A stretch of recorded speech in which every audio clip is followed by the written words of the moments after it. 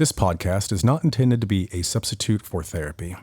If you are experiencing mental distress, please seek professional help.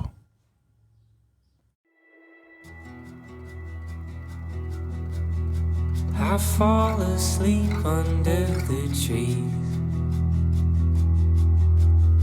I follow where the current leads. Whispers in the woods, they call to me. Listen as the wind awakes the leaves. Welcome to the Wellness Project Podcast. I am your host, Wilson. Each episode aims to bring mental health awareness through exploring psychoeducation, scholarly literature, professional interviews, and the personal stories of people's journey to mental wellness. So, with that said, let's get started. I can feel the mountains come alive. It feels like my whole life I've been blind. Tell me a little bit about yourself. I always hate when people ask me that question. Tell me a little bit about yourself. Well, it's a good generic kind of introduction to say like who are you? You know, like where are you at in your life, and what's something that you would like for people to know about you? Do I need to say my name? No. Okay. Where am I at in my life? So I am 34. Or no, not 34. I'm 36. Jesus. 2 years have gone by so fast. Need that morning coffee to kick in. Right. I have, 2 kids of my own, 3 stepkids. I have a bachelor's degree in psychology. I'm working on a master's degree in human resource management.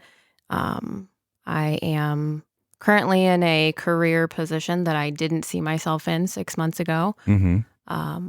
Attempted to be a business owner for a little while, and that failed. I think I've been through a lot of things in life, and all of them have kind of led me to this place that I'm at right now.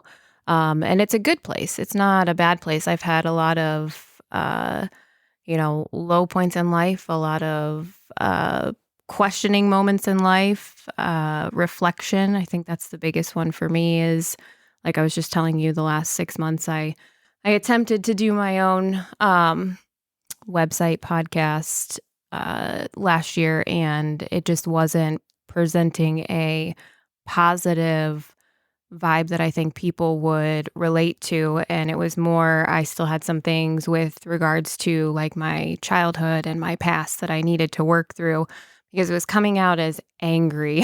Mm-hmm. And that's not something that's uplifting to other people when they go and listen to it or they go and read it on a blog or anything like that. So like I said, I've had that moment to kind of just press pause, sit still, focus on some other things.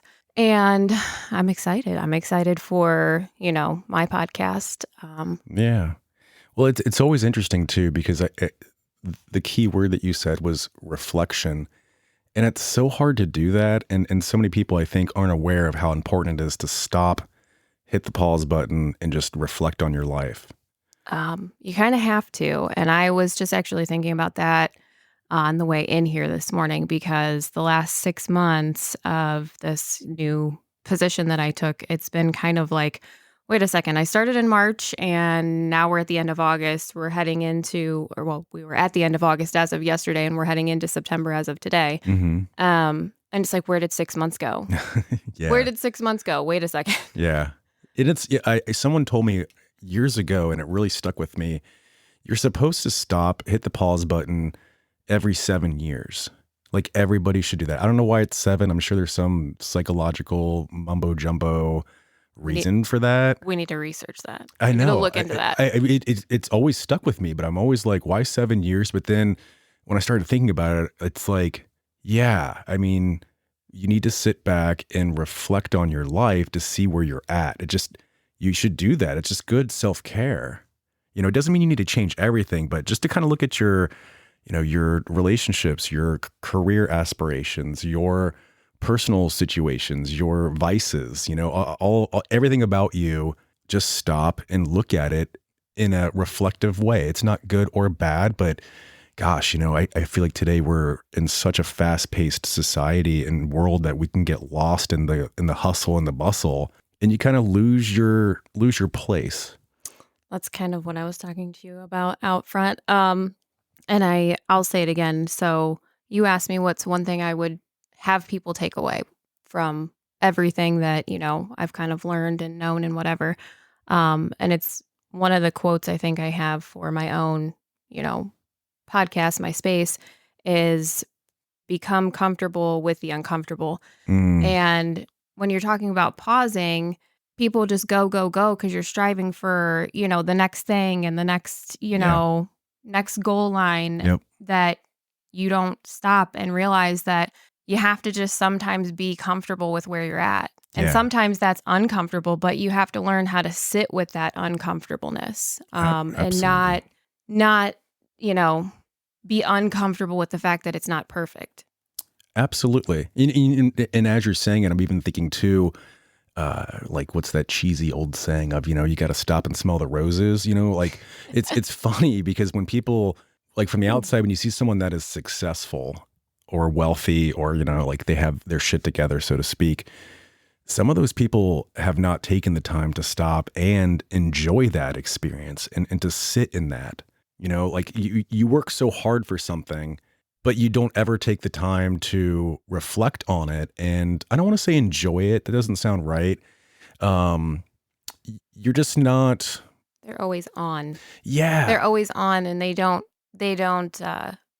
take the time to pause. They don't force themselves to be in the moment. correct. Yeah. Yeah. Cause like for me, like one of my, counseling tools, cause I don't have a therapist. I'm considering getting one actually, but, I do. You should. I know I should. And it sounds so cliche to be a therapist and to not have one. I mean, like, I shouldn't say that because I have supervision. I talk with other colleagues in that way. But probably the biggest trick that I've learned along my journey is to like reflect on a nightly basis. It doesn't take me very long. It's maybe 30 minutes or so. And I usually sit in my garage. I've got my headphones on. For some reason, there's this band that I found on Pandora called Forrester. Most people have probably never heard of them. I've never heard of them. Yeah, I don't even know if they're like a real band. I think it's two guys that do kind of like an indie acoustic pop kind of a sound. I don't know. It just like their songs put me into like a really good vibe, a very calming state. And then I reflect on my life and particularly that day. And sometimes I'll get really emotional. Like I'll cry or, and it's not like a sadness crying. It's tears of joy. It's a sense of bliss to say, I didn't intentionally try to hurt someone today. I was honest, like I was authentic, the best that I could. I tried to make a difference and I feel good about that. Yeah. And that's okay. I like to go to bed clean.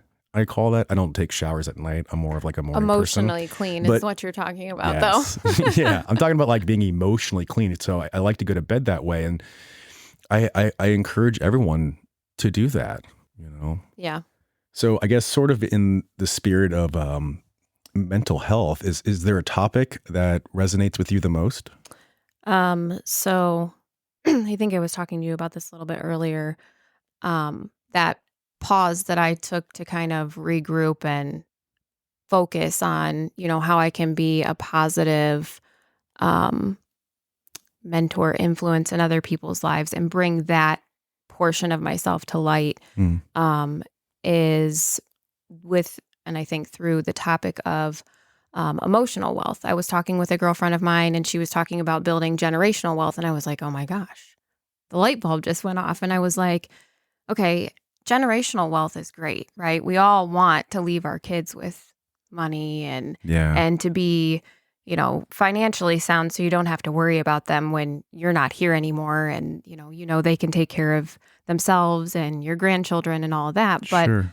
But emotional wealth, like that's what we there's no value, there's no price tag that you can put on that. So Oh, I think that's a topic in the realm of psychology, mental health that resonates with me. Well, yeah. I mean, and it's something that, I mean, like if you're talking about financial wealth, yeah, you could try to leave that to your kids, but that's not possible for everyone. But think about the emotional distress and trauma and baggage that we inadvertently pass down to the next generation. Gosh. Yeah. And I'm one of those people. Like I come from, I guess what you would call generational trauma. And it was passed from my grandpa, I'm sure from his dad to him to down to my mother. I also come from a family of alcoholics, but that's a whole nother topic. So I think part of, emotional wealth and generating emotional wealth within yourself, and then even, your children are going to model what you model. So Sure. investing in your own emotional wealth is, key to giving them the tools that maybe you didn't have. I know I didn't have them growing up. I've had to learn the hard way. So embracing, your own emotional awareness, understanding your emotions, I think that was a big one for me. Growing up, I had tons and tons of anger, and I know anger is a secondary emotion. Yeah. So it wasn't really anger. It was upset, feeling unheard, feeling, all of the things that come along with that type of situation. Yeah, you can break anger down into a whole range of different feelings. I mean, are you angry or are you just disgusted? Are you angry or are you resentful? Are you jealous? Are you furious? It's breaking down that primary emotion to really identify what it is, because I think you and I were talking about this earlier. It's okay to be angry. It's a core feeling. There's nothing wrong with being angry.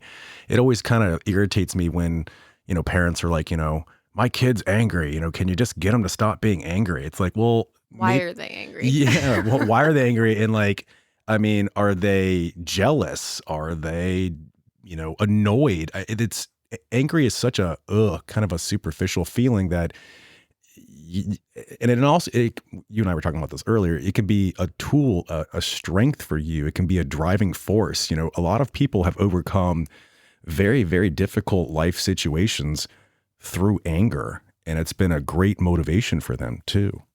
If you harness it the right way, it can be. If you take your anger and you let it push you to be better than the situations that you've faced in your life, and you strive to, take that and harness it into something that's good and utilize it and say, you know what, I went through this really crappy situation and it really made me angry. It really made me frustrated, but this is what I'm going to do with it. There you go. And it's not, like you were talking about going out and breaking things and being angry and being just enraged. Right. It's, I'm going to take this anger. I'm really mad and I'm going to make myself better. And I'm going to show that person, or I'm going to show this situation that I am, capable of being better than that. Yeah. Anger is something that can be a fuel for overcoming. Yeah. I think part of building, emotional wealth is investing in your emotional responses. So that kind of goes hand in hand with what we're talking about with regards to anger. Is if you're willing to invest in making yourself better and taking that anger and using it as your motivator and your fuel to your fire to move you forward, then you're in a right direction, right Absolutely. position. Yeah, I think like what you're saying with being self-aware of your feelings is, looking at that anger, and really taking a deep dive into it. And you know what? It's going to be hard and scary. But it goes back to becoming comfortable with the uncomfortable. Yep. So you got to be comfortable to sit with your anger and those emotions and think about them. And that's that pause that we were talking about. Like you have to pause even in those moments of anger. Like it's okay to be angry, but how you react to that is what's going to, guide you in the wrong direction or the right direction. Absolutely. I think the other part of emotional wealth that, the other piece to this is self-compassion, and it kind of ties into what we're talking about. learning how to treat yourself, with kindness and empathy and Mm, um, unconditional acceptance. yeah. So, Are you hitting on like expectations that you have for yourself sometimes? Because I know for a lot of people that I've worked with, they've set the bar not so high. They've set the bar to a impossible high, where like you just can't live up to it. Like you've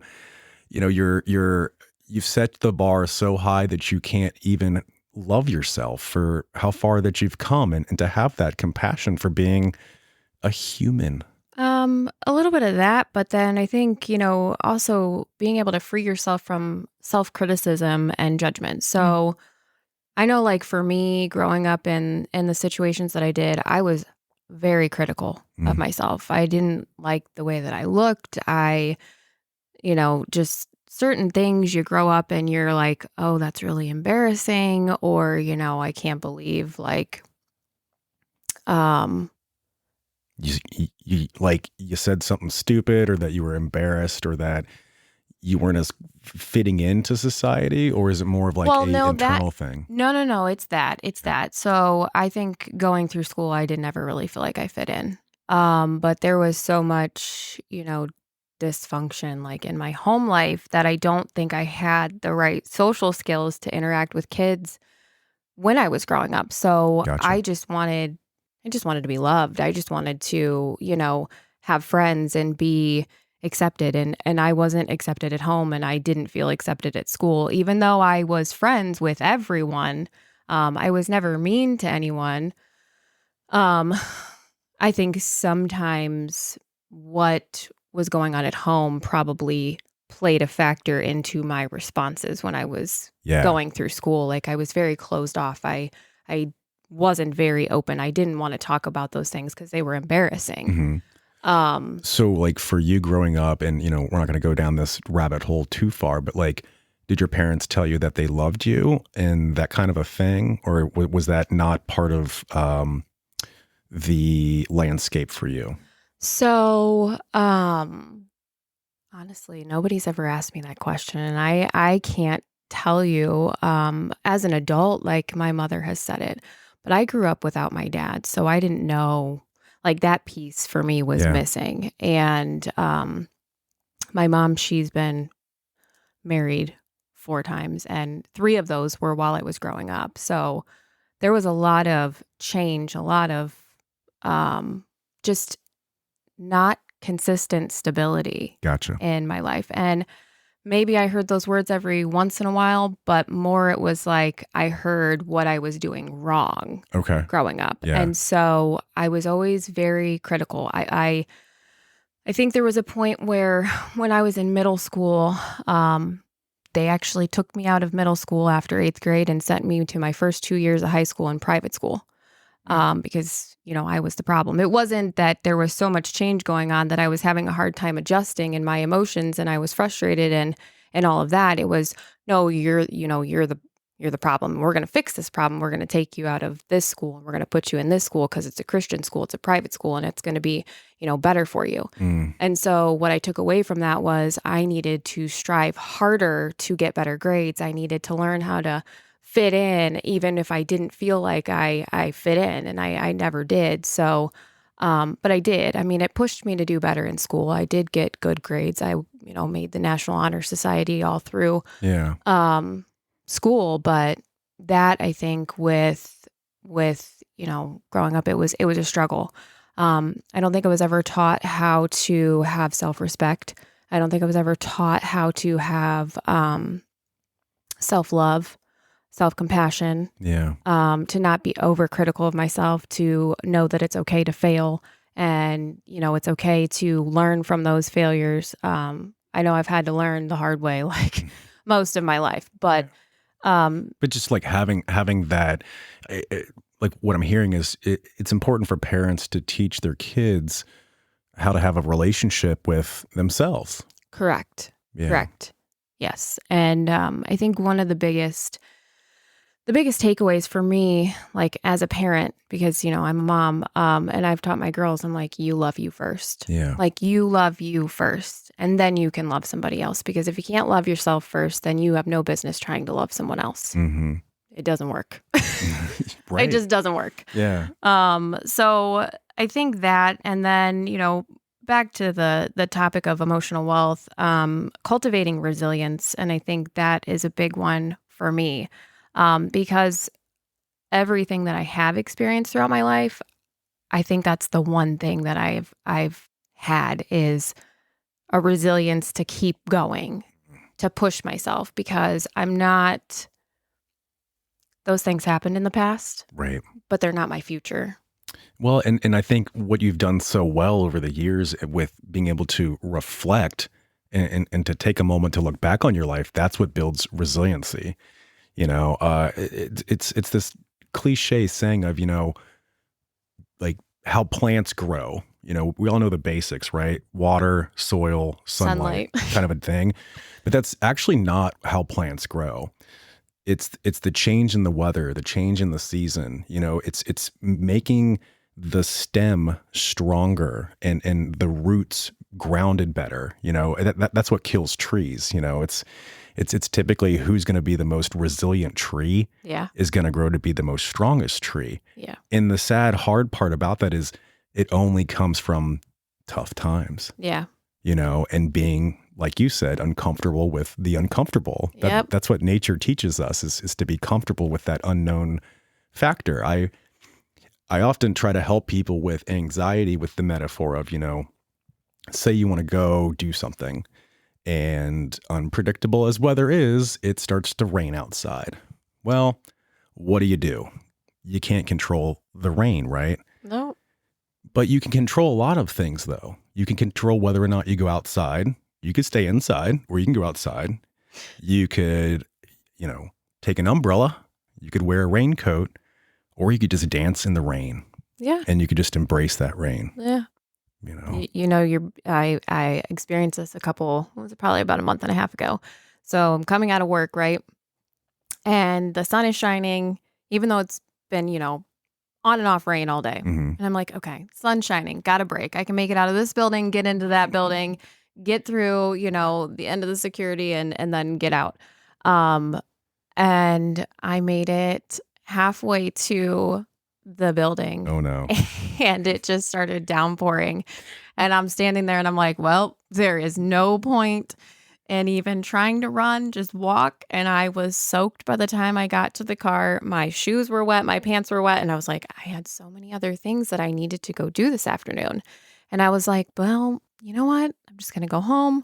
I'm going to take a warm shower because it was cold and I was wet. And I got in my pajamas and I, moved on with my day. Yeah. And I didn't do what I needed to do, but that was okay. Yeah. And so that's kind of like life. And just being resilient, at some point you kind of have to say, fuck it. We're going to move through it, Well, and so, the thing is like I think that's one thing that I learned. My grandpa always used to say something to me. The one thing that you can depend on is, for the people in your life to not be dependable. Mm. And I was like, okay, I understand why you're saying that, because there's been just there was constant, disappointing. it was constant change. There was nothing that was consistent. Mm-hmm. But I'm learning that even through your own life, you can only have so much consistency. You can be consistent in your own actions. You can be consistent in your habits, your daily routines and things like that, but you are never going to control anything. Right. Like it and you have to learn, like I said, you have to learn how to be comfortable with that uncomfortable fact of you are never going to control everything. Predict the unpredictable, Yeah. and you have to learn how to just go with it. And I think learning how to just go with it is also another piece to that, emotional wealth that you build. And then it's also a piece to that resilience, because when you learn how to just go with it, it builds that part of your character that learns how to just adapt. That way, when certain life situations come up, Mm-hmm. you just, okay, well, this is happening and we're just going to have to deal with it. Yep. I think I've learned, and I think one of the biggest things is some people, when you have like an emergent situation, Right. they like, everything is a 5-alarm fire, 911. Yeah. I get calm in those situations. There you It's go. like this weird, like, okay, we can't freak out. Like, we have to just remain calm. And I think I get that from, everything that I've kind of built up, been through. Because the overreaction to situations is never going to help anybody. Correct. If you overreact, all you're doing is creating, more layers of problems that you're going to have to come back later and eventually sort out, or maybe you won't, depending on who you are. So, no, that's a really good point, because when you're dealing with a crisis situation, I mean, you could have all the best ideas in the world, but if you can't execute them in a calm manner, it's just making it worse. Mm-hmm. And that goes back to the whole pause, just pause. It's kind of like work. Like when you're uncertain, stop. Yeah. Just stop. Mm-hmm. Because if you keep going, or you try to keep going, and you don't have your head right, and you don't have a good, plan for what you're going to do, or at least a clear mental model of, a situation, then it's not going to turn out good for anyone. And what we're saying here too, though, is that's why it's important to learn your feelings and to explore those feelings. Mm-hmm. That way you understand where they're coming from. Because if you don't take the time, I mean, again, we're not saying it's not okay to be angry, but why are you angry? Do you have a valid reason for being angry? Have you explored, ways that you handle anger? I think that's what we're really saying too, is like, there's nothing wrong with being angry. It's how you handle your anger. And that's when you can tell when someone's angry, because they're screaming, they're just, blurting out of the mouth, they're, potentially getting physically aggressive, and all of that stuff. It's because they're not stopping to pause to explore that feeling of anger. Well, and the other, piece to this too is if you don't learn to take that pause, the other, I think, part of building emotional wealth is learning how to nurture healthy relationships. So if you don't have all of those other aspects in place, you can't learn how to nurture healthy relationships. And I think, like I said, one of the biggest challenges to me, and especially with learning how to have relationship with other females, that was not something that came naturally to me. That was something that I had to learn, and I think it's because of, I didn't have that loving, bonding relationship that most mothers and daughters have. It's not. Yeah. It wasn't a normal thing. So I was really, socially awkward, and I think it around other females. Yeah, and there was a lot of distrust, and I think it's because I didn't have that close relationship, like I said, mothers and daughters are supposed to have. There was no open dialogue. There was no, okay, you're feeling this way. How can I help you? Let's talk through this. Let's figure this out. And I think women in general, like they need that. Like they need a mother that's going to say, okay, that situation didn't go the way that you want it to, or, you're feeling this way, or, just to help process it with you. Right. You know what I mean? To kind of validate that. 'Cause right. It can be, I love what you're saying so much about the relationship part, because if you don't have someone in your life that you could feel around, to just explore sadness and joy and love and anger and fear and being surprised, then man, it's almost impossible to figure it out by yourself. Well, and you need to have a safe space. And I kind of, and I get that word from my youngest. She says to me, she's like, Mommy, she's like, you're my safe space. And I'm like, well, that's very big. Like, and she said that, at a really young age. And I was like, whoa. I'm like, okay, well, I mean, it makes me feel good to hear her say that. Right. Because I know that she can come to me, and I know that she'll talk to me about things, and she'll, tell me how she's feeling and what she's thinking. And even my oldest, like she's a little bit different, you have kids and they're total polar opposites of each other, my girls. But, I think I've created that space where if they're frustrated, if they're angry, and especially, my oldest right now, she's going through the whole hormonal Mm-hmm. changes. And so they need the extra understanding. They need the extra, okay, like she's frustrated. Mm-hmm. Um, They need someone to validate their feelings, Right. and to not to suppress them, which I think is a big mistake. right, Right. and I'm not a perfect parent. Nobody's ever going to be a perfect parent, but I have learned from what I lacked growing up. Mhm. And that's what I'm trying to foster with my girls is what did I need what mother did I need? Like if you Mhm. can look back and picture the parents that you needed growing up, what did those parents look like versus the parents that you had? Yeah. And so I tried to give them a little bit of what I think I needed. And I might not be perfect at that. They might come back to me when they're older and say, "Mom, I really wish you would have done this more." Well, but I That's love, fine. and the last couple of guests I've had on the podcast, I think I've done a really good job of, let's have the conversation, kid. Like I'm not perfect, of course not, but at least you're opening the door to, and this is going to be the theme of the podcast, being comfortable with the uncomfortable. Yep. Yep. And I mean, I think all you can do is try. And it goes deeper than just parenting. I mean, in everyday life, you have relationships with, people in your communities. You have relationships with people that you work with. You have relationships with, your spouse, your significant other, yourself. Yourself is the biggest one. The relationship with yourself is going to determine the relationship that you have with other people. And so you need to learn to build that healthy relationship with yourself. And part of that is getting comfortable with the uncomfortable. But the other part of that is having those no shit conversations with yourself and not lying to yourself about where you're at and what kind of, headspace you're in. And if you're in a good headspace, great. And if you're not, then you need to be honest with yourself and say, okay, I'm not in a good place right now, but how do I get there? Yeah. And one of the ways to get there is, like what you're saying, to have those helpful, meaningful, deep relationships with other people. It's not these superficial surface relationships. I don't know that social media is that place,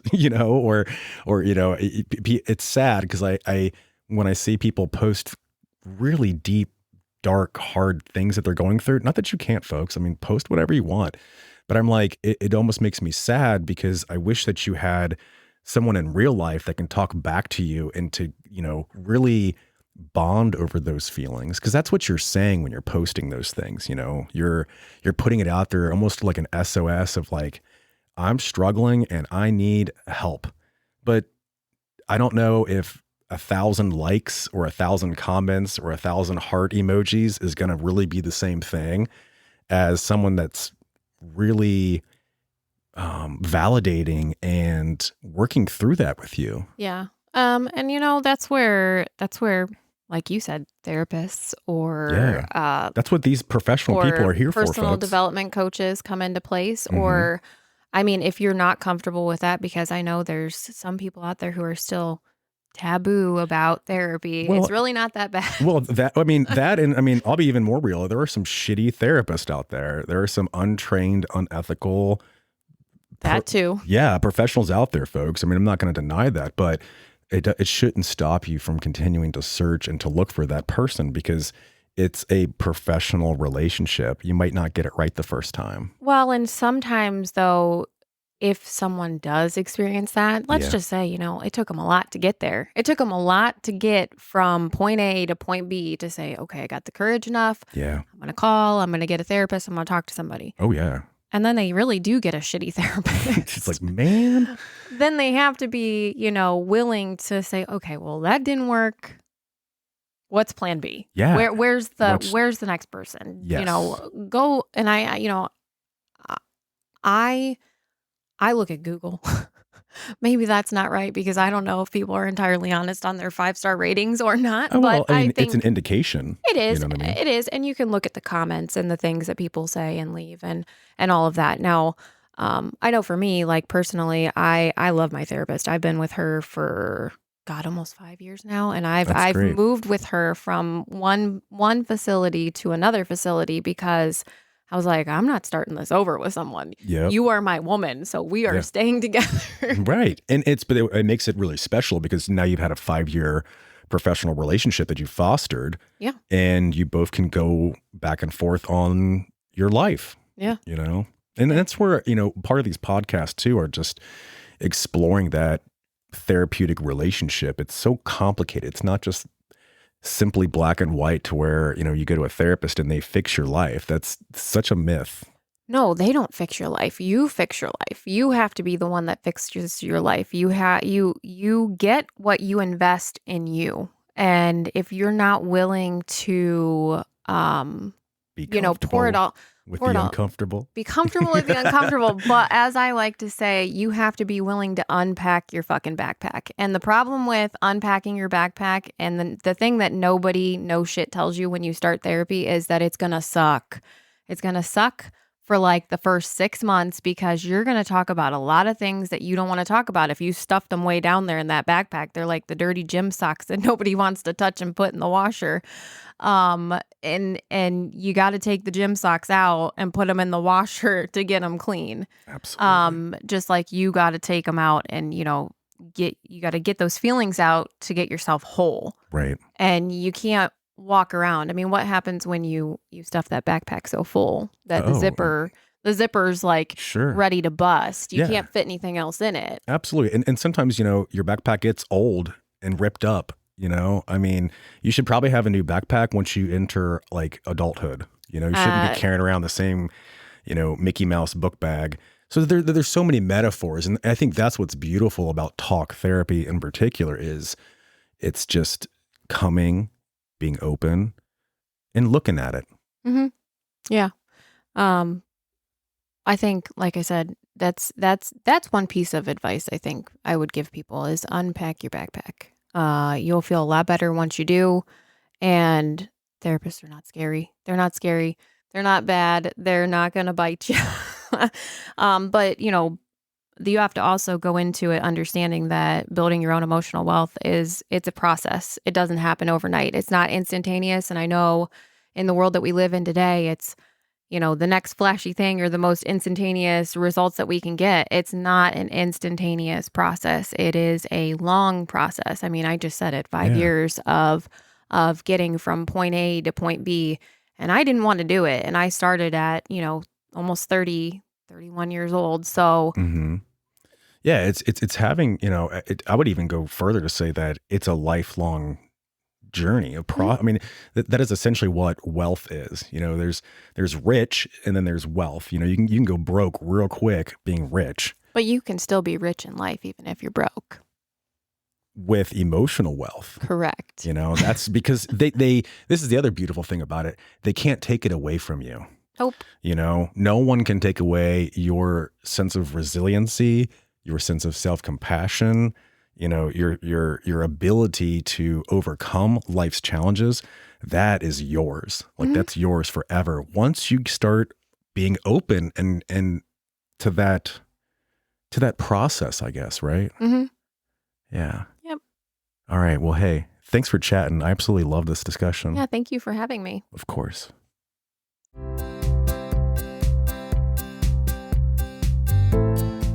If you get a chance and you're in the Port Clinton, Ohio area, stop by the Yellow House Bakery, located on Madison Street in Port Clinton, Ohio. The Yellow House Bakery is passionate about a few things: simplicity, accessibility, community, family well-being, and, of course, baked goods. They aim to connect by creating good-for-the-soul baked goods using only high-quality, simple ingredients. And each month, they also offer a new, unique baked good. And trust me, they sell out quickly, so make sure you get there early.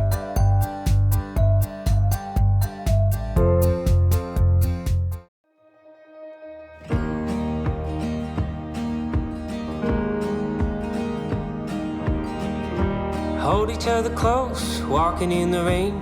You were like a picture and I the frame. You were like the air and I a plane. By the way, at The Wellness Project, we have merchandise. That's right, all mental health awareness themed products. We've got artwork, we've got shirts, we've got hats, we've got candles. We're gonna have one for like anxiety awareness, depression awareness, wellness awareness, which is actually out right now. That's right, you can get your own wellness awareness candle. What does it smell like, right? You have to come in and check it out. But if you hit me up on Facebook, or you can email me and I can give you that information. And thank you for your support. There's a million places I could go, but so you